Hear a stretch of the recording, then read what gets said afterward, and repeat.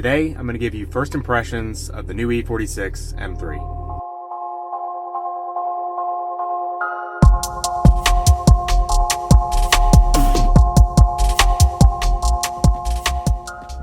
So, had a lot of followers reach out to me and say, hey, you've never really done like a first impression video when you first got a car, what your initial thoughts were, so that you could then go and compare that to all the upgrades you do, what you like, what you don't like, and help us understand a baseline. And to be fair, I actually have not done that. Usually I just jump straight into the projects, so anxious to get going on the build that I sort of just jump straight to it. The first episode you see is me doing something to the car.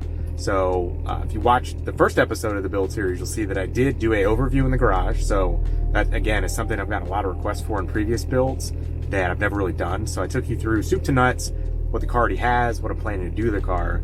But a lot of people have reached out and said they really do want a drive focused video, something where I'm in the car and just talk about, how I feel about the vehicle in its current state, and that way we have something to compare to down the road. So we're going to take a quick drive around my area of town, and I'm going to go ahead and give you my initial thoughts.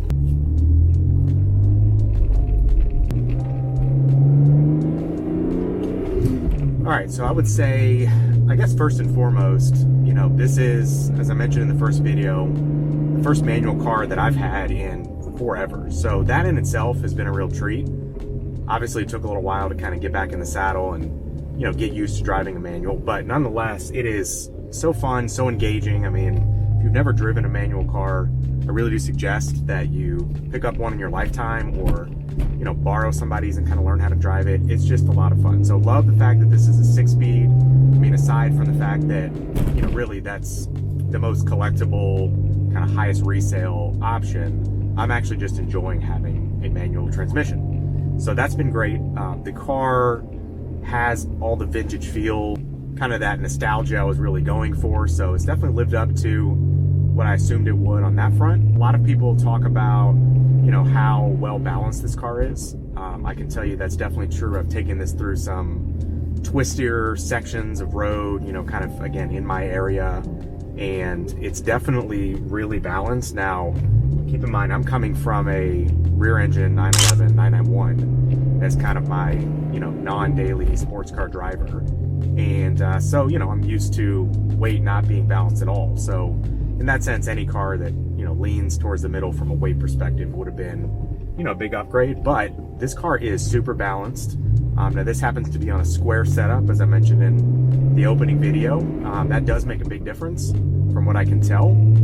I am moving to a staggered setup, but the square setup really gives you a ton of just cornering ability, keeps the car super flat, super balanced. So, may go back to that, or may keep a set of square wheels. I mean, the Apex ones I have, or something else down the road to switch over to for, say, like track days, or maybe even just mountain driving. So yeah, love the handling, love the balance of this vehicle. That's definitely a plus. A lot of people talk about the, S54 engine and just its character, its sound, its ability to rev high. That all, again, holds true. I will say that that's one thing I've had to get used to in this car is the Porsche, the 911, really, like, its sweet spot was between 3,000 and maybe 5,000 RPM. The S54 and the E46 M3 really doesn't kick in and come to life until you get above about 4,000 RPM. And it seems happiest kind of in like the 5,500 to, almost like 7,500 range, which is super high for me. So that's taken some getting used to for sure.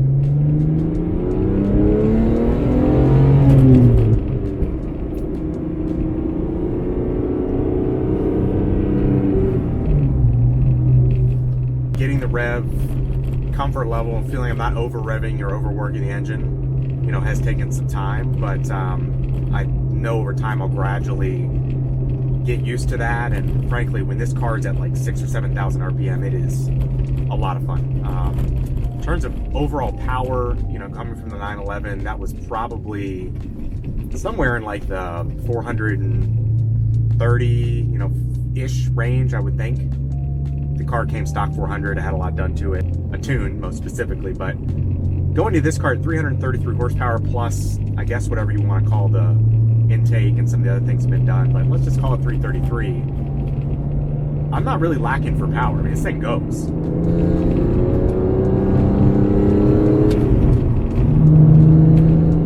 So, honestly, in some sense, this car has more usable power.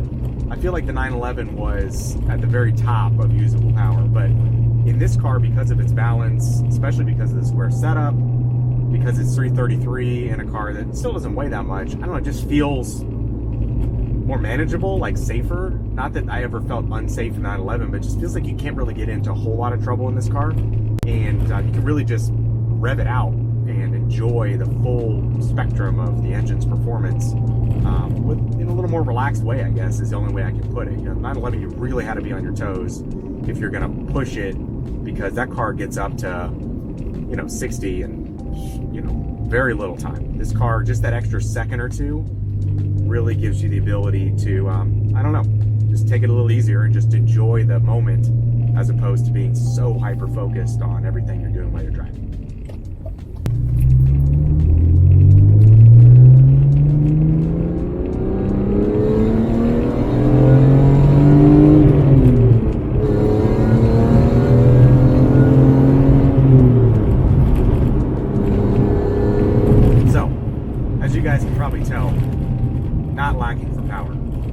Braking on this car is really good. I haven't really tested the brakes a ton. I haven't been up to the mountains yet, but this does have the Brembo big brake kit. It's got Ferrari F40 brakes in the front, Lotus in the rear, so I can tell probably why a lot of people do that upgrade, just because this car does have a lot of power. From what I understand, the stock brakes are not great. It's not that they're so bad initially, but I understand brake fade is an issue and things like that. So thankful that it's on here for mountain driving, especially. In terms of, I guess, touching on the nostalgia and the feel, I mentioned in the first video that I drove that SMG Imola Red E46 a while ago, and that's really what got me super excited at the prospect of owning one, at the more of an adult stage of life. That's all definitely been a lot of what I've been feeling and focused on the last few weeks of ownership since I purchased the car. It's just a cool car. I mean, it's definitely a modern classic. I get a lot of people already just in the past couple weeks, waving, thumbs up, stopping me in the parking lot. Hey, that's super cool. It's the last great BMW, that kind of stuff. So this car has a following, obviously. Not that 911s and Porsches don't, but I'm really enjoying that aspect of the car. In terms of things I don't like about the car, I would say probably the very top of the list is the shifter. This car has a UUC short shift. I mean, the shift is shorter than stock, but it is sloppy still. Now, that's coming from somebody who hasn't driven a lot of manuals recently, but as somebody who hasn't driven a manual in a while, I feel like I could really use the help, a super precise, rifle bolt action shifter is what I want. Not just because I haven't driven a manual in a while, but because that's ideally, I think, what everybody would really want. And especially if you're going to do a lot of mountain driving and you're going to be in and out of gears a lot, or even city driving, frankly, you're in and out of gears a lot. So I'm looking forward to the shifter I've ordered from Auto Solutions. I've tested that in my buddy 2's M3, and it is just precise. I mean, it is like a bolt action rifle. This shifter is a little sloppy. So while it's short, it is a little sloppy. It kind of gets caught and bungles a little bit. I do have challenges between second to third or third to fourth or coming back down to third down shifts. It's just not super precise. And so yeah, for somebody like me that hasn't driven a manual a ton recently, I'm looking forward to a much more precise, still short shifting experience. So that's definitely the first thing I'd say I don't like a ton. So the second thing I would key in on, it's not so much that I dislike it, but definitely not sold on it yet, would be the exhaust. The exhaust sounds pretty good. Definitely not bad. I'm sure it's a huge upgrade from stock. I've never driven one of these stock, but every video I've ever seen, apparently the stock exhaust is, you can barely hear it. It's not even anything. So this one you can hear, there's no doubt. It sounds good. I'm obviously adjusting a little bit from the 911 just because that has such a, distinct and unique sound. But this one has a little rasp here and there, which I think is probably okay. Ultimately, over time, I think I'll get used to that. But it does have a little bit of drone too, which that does bother me. It's definitely a little bit annoying. There's some times when you'll be in a certain gear and it just is drowning you out in the cabin. So I think we're gonna play around a little bit with the exhaust. It's certainly not a short-term project. It's not something that's immediate. I mean, this has a, you know, Megan full exhaust, basically like headers, both sections, you know, beyond that. So it's got a great exhaust. The previous owner put money into that, obviously, but that's going to be something we tweak. I do want to wait to do that though until we decide to do the CSL style carbon airbox, because right now all the sound is really in the rear. And I'm not getting any of that sound experience from the front. And so I really just want to make sure that ultimately I don't start messing with the exhaust too much before I do that, because that's going to change the dynamic, change the experience. So that's something we're going to wait on, but something I'd say I'm just not sold on. I wouldn't say I dislike it. I'm not quite there yet. Other dislike, kind of the main one, would be the interior. Everybody kind of talks about this dove gray and the fact that it's like super boring and uninspired and all these things. And honestly, like when I saw all that stuff on the forums, I was kind of like, I don't know, is it really that bad? Like, it's gray. I mean, how objectionable can gray be? But it's bad. I mean, what's interesting is that everything's gray. I mean, with the exception of like the dash and a few bits here in the middle, the entire car interior is gray, which is kind of crazy.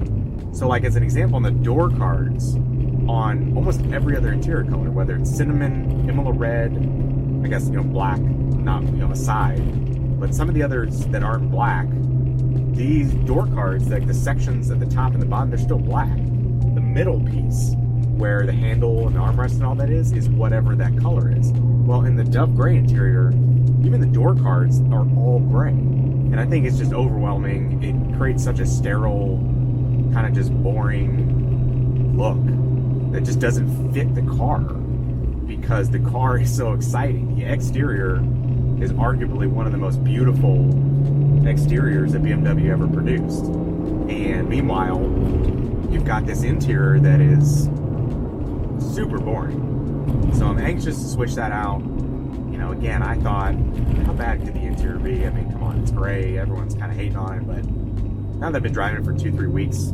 honestly, when I walk up to the car from the outside, I'm like super stoked, very excited. I'm like, wow, made such a great buying decision. I love this car. And then when I get in the cabin, it kind of just really detracts from the experience. It's kind of a letdown. So that's the big project on the channel. If you watch the overview video, we're gonna do lots of the interior. So I'd say those are the big three. I mean, honestly, everything else about the car, I'm really loving. Obviously, I have a lot to learn, a lot to explore, but yeah, hopefully you guys found it helpful just to hear some of my initial thoughts on this vehicle, having just owned it now for 3 weeks, and we'll use this as a baseline. So I know what I like, I know what I want to tweak, what I want to change, but obviously that's going to change over time. You know, with all these builds, it's all about exploration and research and seeing what other people are going to do or have done. That for me is a lot of what I love about this, is the community and kind of the sharing of ideas and pulling the best from a lot of different people who have all been messing with these cars much longer than I have. So if you enjoyed this episode and you haven't watched the rest of the build series, or you're not up to speed on it, please subscribe to the channel. All the episodes are there. Otherwise, I hope you enjoyed this overview, and I will catch you on the next one.